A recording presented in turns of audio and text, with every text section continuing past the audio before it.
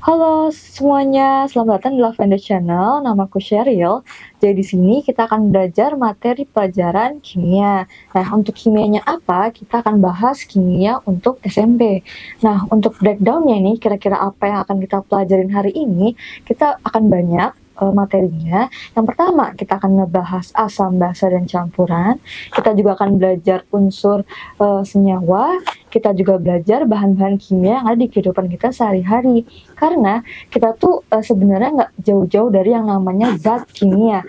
Dimanapun kita berada, kita pasti selalu nemuin yang namanya zat kimia. Jadi tanpa lama-lama, stay tune guys.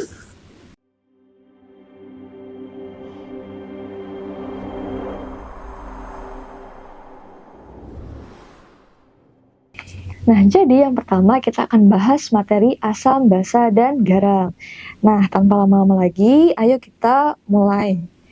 Nah, jadi di kimia itu ada yang namanya asam, basa, dan garam. Nah, yang dimana kalau kita lihat ke definisinya sendiri, asam itu merupakan senyawa yang menghasilkan ion hidrogen ketika dilarutkan ke dalam suatu pelarut. Contohnya apa? Itu tuh kayak asam sitrat yang ada di jeruk. Terus misalnya semut. Nah, semut ternyata juga memiliki suatu senyawa asam, yaitu yang namanya asam format. Selanjutnya ada yang namanya basa. Nah, basa ini merupakan senyawa yang menghasilkan ion hidroksida atau OH- ketika dilarutkan dalam suatu pelarut. Nah, kalau misalnya kita lihat contohnya dalam kehidupan sehari-hari, itu tuh ada yang namanya sabun. Nah, kalau sabun, dia ini termasuk senyawa basa karena rumus kimia dari sabun sendiri itu adalah natrium hidroksida. Nah, untuk kalau misalnya kita mau tahu contoh lain dari senyawa basa, itu ada yang namanya pupuk. Nah, dia itu rumus kimianya NH4OH. Nah, jadi kalau misalnya kita lihat di sini, kalau misalnya gampanginnya untuk bedain antara asam dan basa, biasanya kalau asam itu kan dia mengandung ion hidrogen, kalau basa itu dia punya ion hidroksida.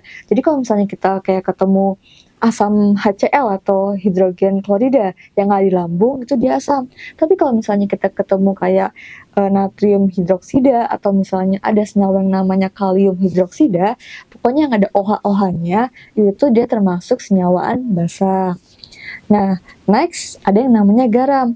Nah, kalau garam ini dia itu merupakan hasil reaksi antara asam dengan basa atau logam alkali dengan asam encer. Sebenarnya sama aja, cuman kalau misalnya logam alkali itu dia lebih spesifik penentuin basanya. Nah, jadi contoh dari garam sendiri itu tuh yang benar-benar umum sering kita pakai, sering kita jumpai sehari-hari itu adalah garam dapur atau NaCl yang biasanya kita buat masak. Kalau misalnya nggak ada garam kan kayaknya kurang sedap. Nah, ternyata garam ini tuh termasuk ke dalam senyawa kimia. Nah, misalnya terus lanjut kita ngebahas sifat-sifat dari ketiga senyawa ini.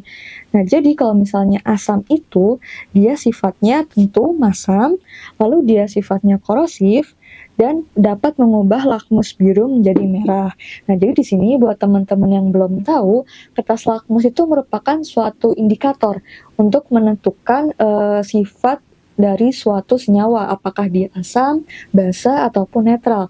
Nah, kalau misalnya dia asam, itu kertas lakmus merah dapat tetap menjadi merah, tapi kalau misalnya kita pakai nih kertas lakmus yang warna biru, kita tetesin dengan senyawa yang asam, dia akan berubah menjadi merah. Jadi kayak pokoknya dia akan mengubah kertas lakmus menjadi merah dengan ditandai dengan pH-nya itu dia di bawah 7, misalnya dari rentang 1 sampai 7. Nah, kalau misalnya si basa, dia ini rasanya pahit.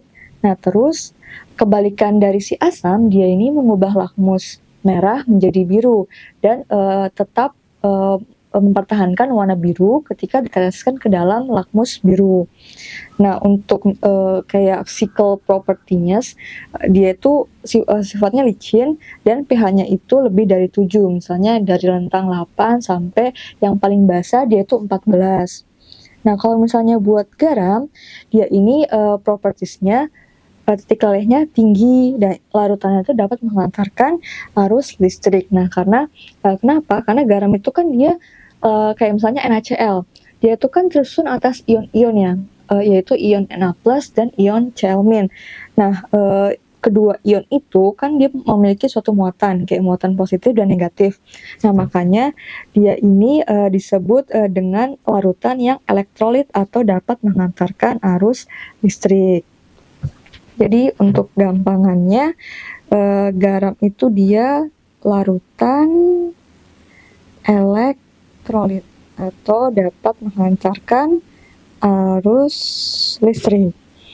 Pokoknya ingat-ingat aja kalau asam itu dia pH-nya di bawah 7, kalau misalnya basa dia pH-nya di atas 7.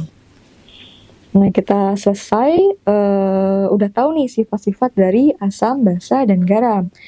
Next, kita lihat contoh senyawa asam, basa dalam kehidupan sehari-hari. Nah, misalnya kita mulai dari untuk yang senyawa asamnya.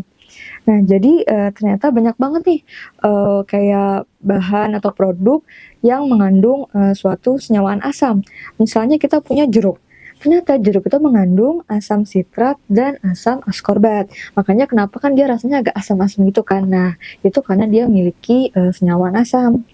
Lalu kalau misalnya yang suka minum minuman berkarbonasi yang kayak ces-ces gitu, nah dia tuh ternyata mengandung asam juga yang namanya asam karbonat. Makanya dinamain itu minuman berkarbonasi.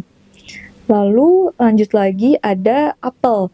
Nah, ternyata apel juga punya asam, tapi dia namanya asam malat. Sebenarnya nggak perlu dihafalin sih, cuman kayak ini sekedar kayak tambahan ilmu aja. Ternyata di kehidupan itu kaya banget akan senyawa kimia. Lalu selain apel, kita masih di daerah makanan buah. Kita punya anggur. Nah, anggur ini dia punya yang namanya asam tartrat. Nah, terus ada keju. Bagi yang penikmat keju, dia ini ternyata mengandung asam laktat. Nah, sebenarnya kan keju itu merupakan fermentasi dari susu ya. Nah, jadi si asamnya ini tuh bukan kayak dari kejunya langsung, tapi melainkan dari si fermentasi susunya tadi, yang awalnya dia tuh memiliki suatu asam, karena dia difermentasi, asamnya itu berubah menjadi asam laktat. Yang terakhir kita punya deterjen, untuk yang ibunya sering nyuci di rumah, dia ini ternyata juga mengandung asam yang namanya asam fosfat. Habis itu lanjut, kita ke senyawa basa di kehidupan kita. Ada sabun. Nah, sabun ini sempat dibahas sebelumnya, dia itu merupakan natrium hidroksida untuk yang batang. Tapi kalau yang misalnya sabun cair, dia ini beda, bukan pakai natrium, tapi dia pakainya kalium, yaitu kalium hidroksida. Selain untuk sabun, untuk yang deodoran, masih di produk kayak pencantik, dia ini juga mengandung basa yang namanya itu adalah aluminium hidroksida, dia pakai unsur aluminium. Nah, yang terakhir, ternyata dalam obat ini juga mengandung suatu basa yang namanya itu adalah magnesium hidroksida. Nah, sudah kita bahas tentang sifat-sifat dari asam dan basa. Kalau garam kan udah general ya, NaCl gitu, jadinya mungkin kita nggak perlu kupas lebih dalam lagi. Yang terakhir itu adalah kekuatan dari si asam dan basa. Nah, jadi kalau misalnya asam dan basa ini tuh dia punya kayak range kekuatan gitu, kayak ada yang kuat, ada yang lemah.